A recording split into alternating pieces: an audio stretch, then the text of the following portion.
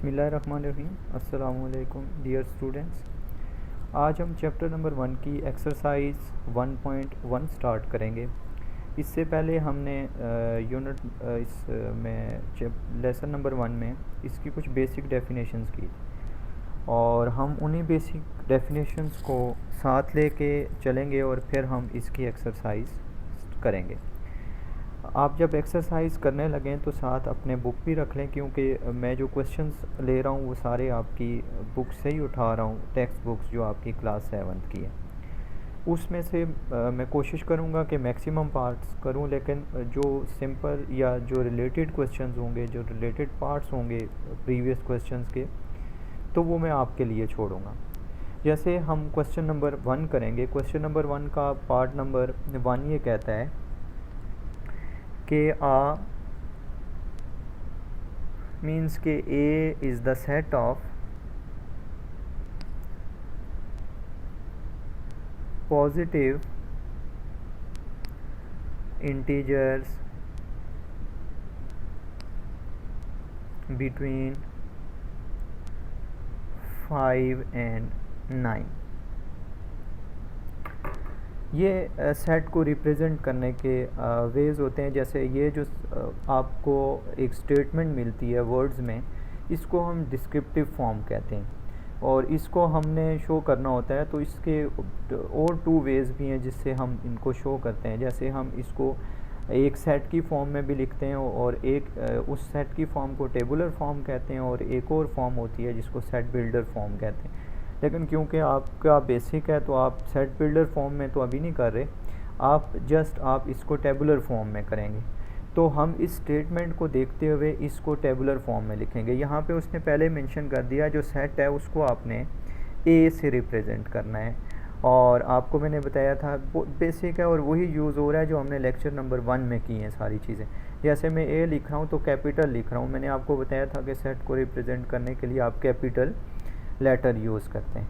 फिर उसके बाद जब आप एलिमेंट्स को लिखेंगे तो कहता है कि सेट ऑफ पॉजिटिव इंटीजर्स जो होते हैं वो पॉजिटिव भी होते हैं, नेगेटिव भी होते हैं। इसलिए यहाँ पे उसने मेंशन कर दिया कि आपने ओनली पॉजिटिव इंटीजर्स लेने। और कौन से वाले पॉजिटिव इंटीजर्स लेने? Between 5 and 9। 5 और 9 के दरमियान के एलिमेंट्स लेने। तो 5 और 9 के दरमियान के एलिमेंट्स कौन से बनते हैं? 6 आता है, 7 आता है एंड 8 आता है। अब ये हमने इसका आंसर शो कर दिया।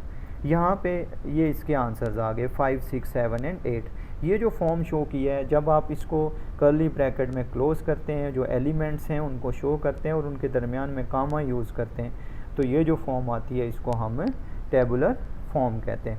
इसी तरह आपके पास इसका एक और पार्ट भी है, सेकंड पार्ट। ये कहता है कि B is the set of, आप कोई भी नाम दे सकते हैं, यहाँ पे A भी यूज़ कर रहा है। B is the set of common multiple of 2 and 3। अब हमने कॉमन मल्टीपल्स लिखने, common multiples of 2 and 3 show करना है।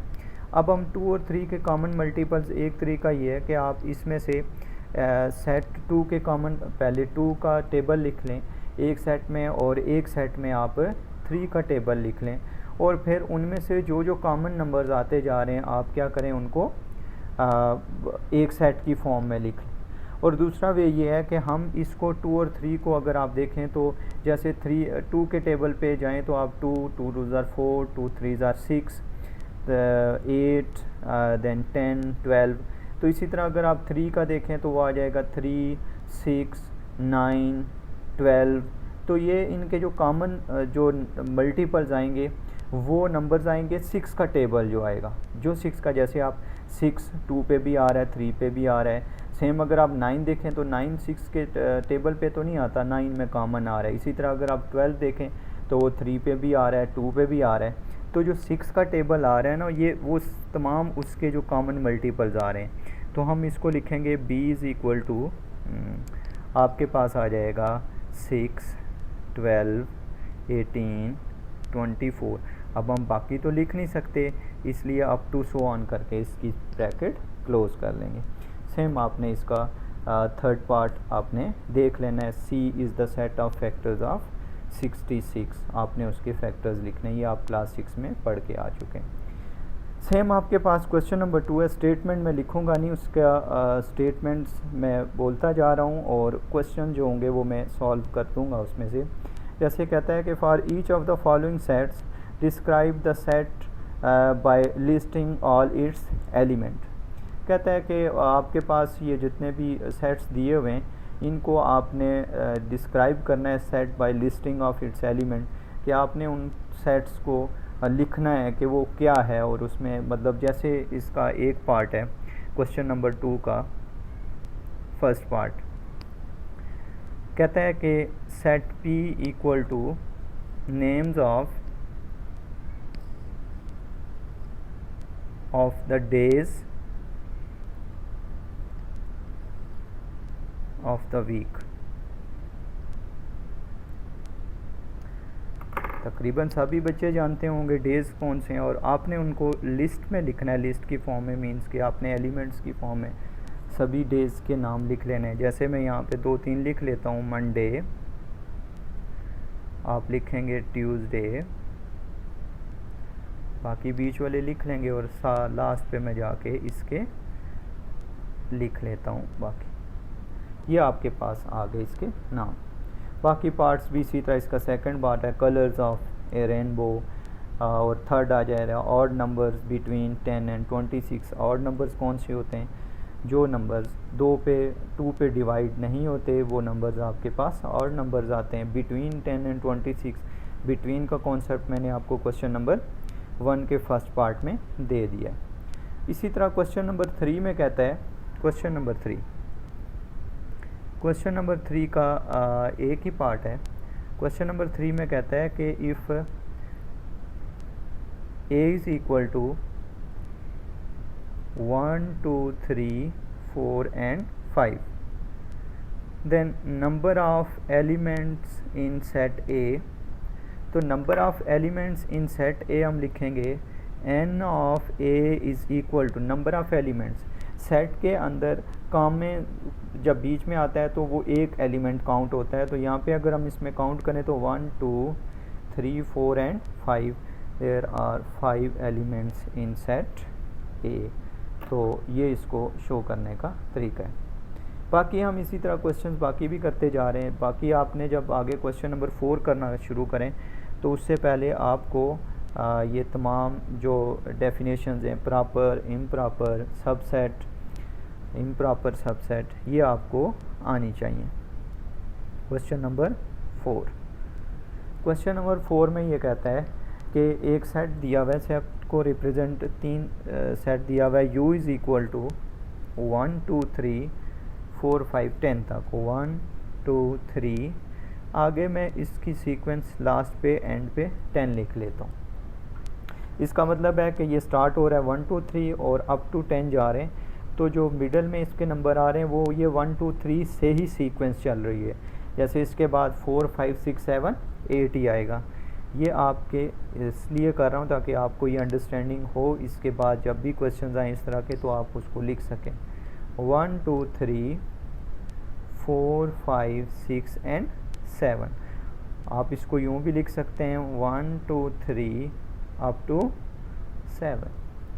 B equal to 3 4 and 5 and C is equal to 4 5 6 7 and 8। अब अगर हम इसमें देखें तो उसने सिर्फ जस्ट ये कहा है कि state true and falls in each case. जैसे फर्स्ट पार्ट में उसने कहा है कि B is a proper subset of A। अब आपने ये बताना है कि ये ट्रू है या फॉल्स है। तो मैं ट्रू के लिए T लिख लेता हूँ और फॉल्स के लिए F लिख लेता हूँ। अब देखें इसमें अगर इसको लिखना चाहें तो सेट B हम लिख लेते हैं। B की जगह आ रहा है आपके पास 3 4 and 5 subset, proper subset, and proper subset of A लिखते हैं। हमारे पास है 1 2 3 4 5 6 एंड 7। प्रॉपर सबसेट क्या होता है?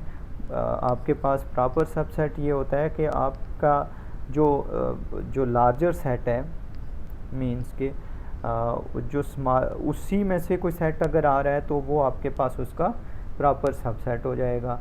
अगर आप देखें तो 3, 4 एंड 5 लार्जर सेट में, और आपके पास जो स्मॉलर सेट है वो 3, 4, 5 उसके अंदर मौजूद हैं, तो इसका मतलब है कि ये कंडीशन आपके पास क्या आ जाएगी, ट्रू आ जाएगी।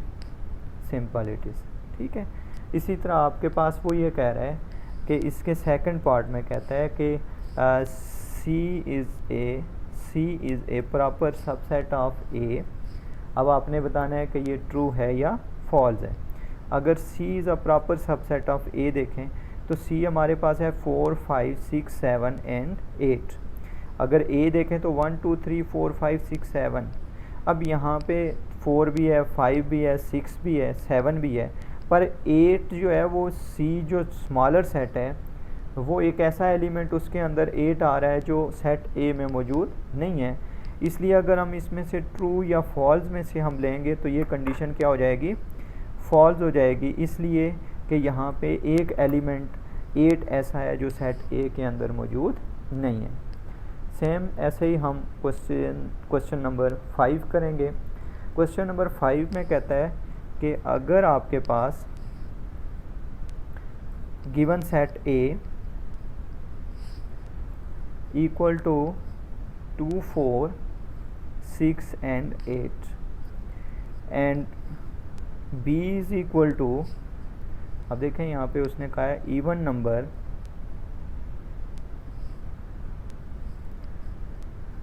Less than 10। अब लेस देन 10 लिखने, 10 उसमें शामिल नहीं है, तो अगर मैं इसको यहाँ पे लिखूँ तो क्या बनेंगे हमारे पास नंबर जी, नंबर्स आएंगे हमारे पास 2, 4, 6 एंड 8, 2, 4, 6 एंड 8। अब हम इसका फर्स्ट पार्ट देखेंगे। कह रहा है which of the following statement is true and which is false. अगर आप इसमें से फर्स्ट में कहता है कि A is a subset of B। अब यहाँ पे सबसेट की कंडीशन, जब इक्वल का साइन नीचे आता है तो वो सबसेट होता है, अगर इक्वल नहीं आता तो फिर इसका मतलब है वो इसका प्रॉपर सबसेट होता है। और सबसेट और प्रॉपर सबसेट में आपको कंडीशन पता है क्या होती हैं उसकी। अगर हम इसके फ़र्ज़ करें लिख भी लें तो A की जगह आ जाएगा मेरे पास 2, 4, 6, 8 एंड देन इसका जब यहाँ सबसेट लिखेंगे और फिर लिखेंगे 2, 4, 6 एंड 8, तो ये ट्रू है या फॉल्स, तो हम यहाँ पे लिखेंगे ट्रू का भी और फॉल्स का भी लिखेंगे। तो ये कंडीशन, क्योंकि सबसेट तो बन रहा है उसका, सबसेट में इटसेल्फ जो सेट होता है वो भी सबसेट होता है, और इसलिए ये कंडीशन हमारे पास क्या हो जाएगी, ट्रू हो जाएगी। सेम इसी तरह सेकंड पार्ट में कहता है कि A is a proper subset of B, A is a proper subset of B, true भी कह रहा है और फॉल्स भी कहता है। तो ये क्योंकि इटसेल्फ सेट आ रहा है, इसलिए इटसेल्फ जो सेट होता है वो प्रॉपर तो नहीं होता, वो इम्प्रॉपर सबसेट होता है, तो इसलिए ये कंडीशन क्या हो जाएगी, फॉल्स हो जाएगी यहाँ पे। सिमिलरली बाकी पार्ट्स भी इसके आप देख लेंगे, और वही जो डेफिनेशंस हमने की हैं उसी पे ये तमाम क्वेश्चंस बेस करते हैं। अब हम क्वेश्चन नंबर इसका करेंगे 6। क्वेश्चन नंबर 6 में कहता है कि आपने इसके list all subsets of the following sets. Question number 6 के फर्स्ट पार्ट में कहता है कि if P is equal to 3 and 4 write all possible subsets of the following sets. तो हम जब इसके पॉसिबल सबसेट लिखेंगे, तो मैंने आपको एक चीज़ बताई थी जब सबसेट लिख रहे थे कि कोई भी सेट जो होता है उसका जो एम्प्टी सेट होता है, जो नल सेट होता है, वो उसका सबसेट होता है।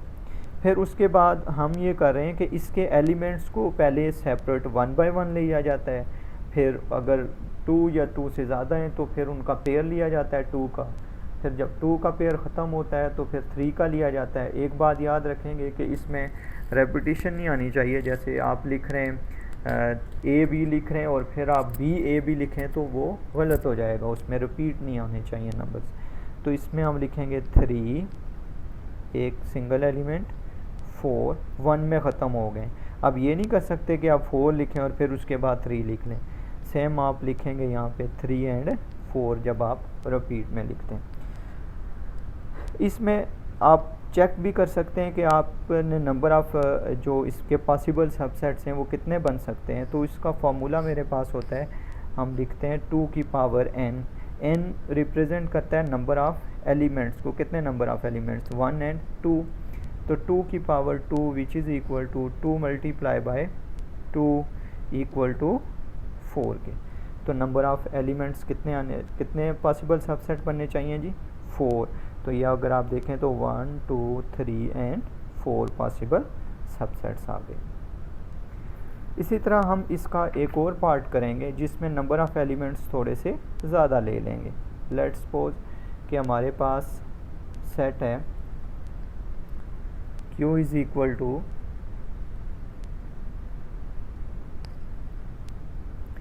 फर्ज करें यहाँ पे क्वेश्चन है A B एंड C। मैं 3 एलिमेंट्स ले रहा हूँ, वहाँ पे क्वेश्चन में लिखा हुआ है पेन बुक एंड बैग, तो मैंने A B C ले लिया। अब अगर आप देखें तो यहाँ पे क्या आ रहा है 2 की power n is equal to 2 की पावर 3 मीन्स 2 की पावर 3 इज़ इक्वल टू 8। तो 8 पॉसिबल सबसेट आने चाहिए हमारे पास। सबसे पहले हम लिखेंगे पॉसिबल सबसेट में एम्प्टी सेट, फिर हम सिंगल एलिमेंट्स लेके चलेंगे A B and C।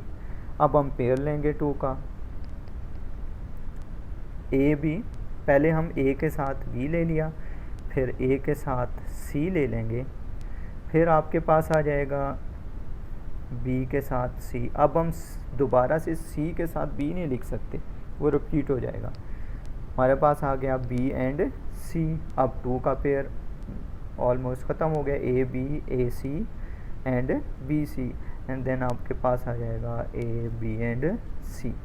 1 2 3 4 5 6 7 and 8 आपके पास नंबर ऑफ पेयर्स आ गए इसमें, या आप पॉसिबल सबसेट आ गए आपके पास 8। इसी तरह आपके पास एक क्वेश्चन है R is equal to Lahore and Islamabad, तो आप उसमें से जैसे हमने 3 एंड 4 का बनाया सेम आप इसका भी बना लेंगे। Question number 7। क्वेश्चन नंबर 7 यहाँ पे आपके पास वेन डायग्राम से रिलेटेड है। वेन डायग्राम ये भी एक रिप्रेजेंटेशन होती है सेट को शो करने के लिए। इसके लिए वेन डायग्राम्स में उसने हमारे पास दिया हुआ है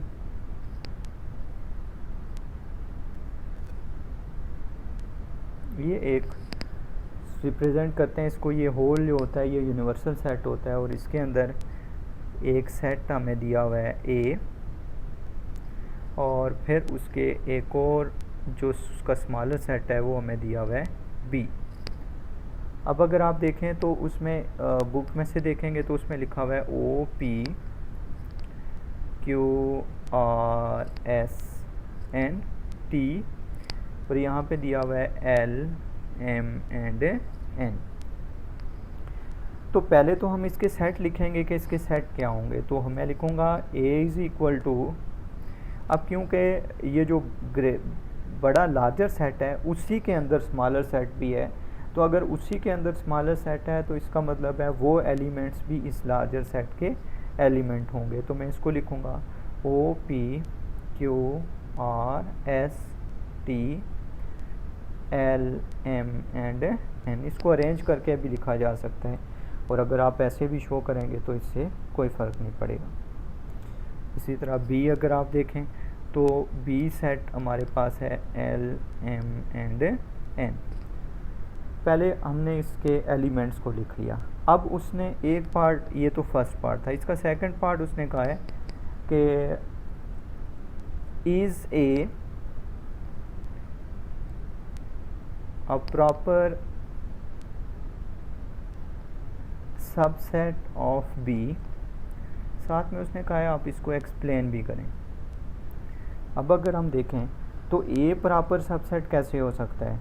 A में तो एल एम एन के अलावा P O P Q R S T भी एलिमेंट्स हैं, उसमें तो कुछ एक्स्ट्रा एलिमेंट्स भी आ रहे हैं। तो इसका सिंपल आंसर उसने ये, मतलब जब आप इससे स्टार्ट करते हैं तो इसका आंसर सिंपल तो हमारे पास नो है। और इसको एक्सप्लेन इस तरह लिखेंगे आप कि बिकॉज, क्यों लिख रहे हैं हम, because the element of A are not in B. Proper subset तो वही होगा ना कि जिसके लार्जर सेट जो है वो जो स्मॉलर सेट आ रहा है, मतलब उसमें आने चाहिए उसके एलिमेंट्स। तो ये तो नहीं है इसमें, बी तो स्मॉलर हो गया और ए लार्जर हो गया, तो ये तो स्टेटमेंट ही मतलब इस तरह बन रही है हमारे पास।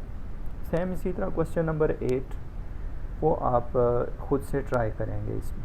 क्वेश्चन नंबर 9 बिल्कुल सेम यही है कि आप इसको डायग्राम्स की फॉर्म में शो करें क्वेश्चन नंबर 9 को। क्वेश्चन नंबर 8 आप खुद से करें, क्वेश्चन नंबर 9 मैं इसकी वेन डायग्राम्स बना लेता हूँ, इसकी जो उसने एलिमेंट्स दिए हुए हैं। क्वेश्चन नंबर 9, ये लार्जर सेट है और ये स्मॉलर सेट है। सेट ए लार्जर है और बी उसका स्मॉलर है। अगर हम ए देखें और बी, ए में मेरे पास आ रहा है -2 -1 और उसके बाद आ रहा है 0 1 2 एंड 3। और इसमें वो कह रहा है कि is B a proper subset of A. तो आप इसके सेकंड पार्ट का, ये फर्स्ट पार्ट का आंसर है और सेकंड पार्ट आप इसका लिखेंगे yes B is a proper subset of A since all members of set B belongs to set A and B not equal to A। Definitely equal हो जाएगा तो फिर प्रॉपर सबसेट नहीं रहेगा वो। आगे क्वेश्चन नंबर 10 वही क्वेश्चन हैं, इसमें कहता है कि आप इक्वल शो करें और इक्विवेलेंट। जैसे आप क्वेश्चन नंबर 10 में अगर आप इसके फर्स्ट पार्ट को देखें तो कह रहा है are the following state sets are equal. तो अब जैसे इसका फर्स्ट पार्ट है, if A is equal to 8 6 4 and 2 and B is equal to 6 4 8 and 2। मैंने आपको बताया था जब इक्वल सेट्स बता रहा था तो तब मैं आपको बता रहा था कि उसके एलिमेंट्स का ऑर्डर चेंज हो सकता है, लेकिन उसके जो एलिमेंट्स हैं वो सेम होने चाहिए। अगर एलिमेंट्स भी सेम हैं और नंबर ऑफ़ एलिमेंट्स भी आपस में इक्वल हैं तो वो सेट्स इक्वल सेट्स कहलाते हैं। और अगर नंबर ऑफ़ एलिमेंट्स इक्वल हैं और उनमें जो एलिमेंट्स रिप्रेजेंट या शो हो रहे हैं अगर वो इक्वल, वो सेम नहीं है तो फिर वो आपके पास इक्विवेलेंट सेट है। तो ये आपके पास क्या है, आप लिखेंगे कि वो पूछ रहा है कि इक्वल हैं या नहीं है। Are the following sets are equal, तो आप लिखेंगे कि ये ट्रू है, दीज आर इक्वल। आपने सिंपल ट्रू आर फॉल्स की कंडीशन इसमें शो करनी है। जैसे इसका एक और पार्ट है second, if A is equal to RATE and B is equal to ETA and F। हमारे पास E इसमें है, इसमें भी है, T और T सेम है, A और A सेम है। यहाँ पे एक R एलिमेंट है और यहाँ पे F एलिमेंट है। अब नंबर ऑफ़ एलिमेंट्स इसके भी, number of A is equal to 4 and number of B is equal to 4, ये तो सेम आ रहे हैं, लेकिन इसमें एलिमेंट्स आपस में सेम नहीं आ रहे क्योंकि इसमें F है और इसमें हमारे पास R है। तो ये आपके पास कंडीशन क्या होगी, फॉल्स होगी। ये इक्वल तो नहीं है पर इक्विवेलेंट ज़रूर हैं, इसलिए कि इनके नंबर ऑफ़ एलिमेंट्स जो हैं वो आपके पास से सेम आ रहे हैं। सेम इसी तरह पार्ट्स हैं, मतलब ये आप ये कर सकते हैं कि इक्विवेलेंट और इक्वल लिखना है आपने जितने भी इसके बाकी पार्ट्स हैं। इसी तरह क्वेश्चन नंबर 11 में भी है कि आप उसमें से इक्विवेलेंट बता दें और इक्वल बता दें। तो इक्वल तब होते हैं जब उनके नंबर ऑफ़ एलिमेंट्स भी equal, same number of elements भी इक्वल हों और उनके बीच में जो एलिमेंट्स दिए हुए हैं वो भी आपके पास से एक जैसे हों, उसको इक्वल कहते हैं। और अगर उनमें नंबर ऑफ़ एलिमेंट्स तो सेम आ रहे हैं, अगर वो बीच वाले एलिमेंट्स जिस तरह मैंने सेकंड पार्ट किया अगर ये नहीं है तो ये आपके पास से इक्विवेलेंट हो जाएगा। तो यही थी आपकी एक्सरसाइज 1.1। आप इस कि बुक से इन सब क्वेश्चंस को सॉल्व करें और देखें अगर किसी में मसला आता है तो कमेंट्स में ज़रूर लिखें, इंशाल्लाह उसको सॉल्व करने की कोशिश करेंगे। Thank you very much. अल्लाह हाफ़िज़।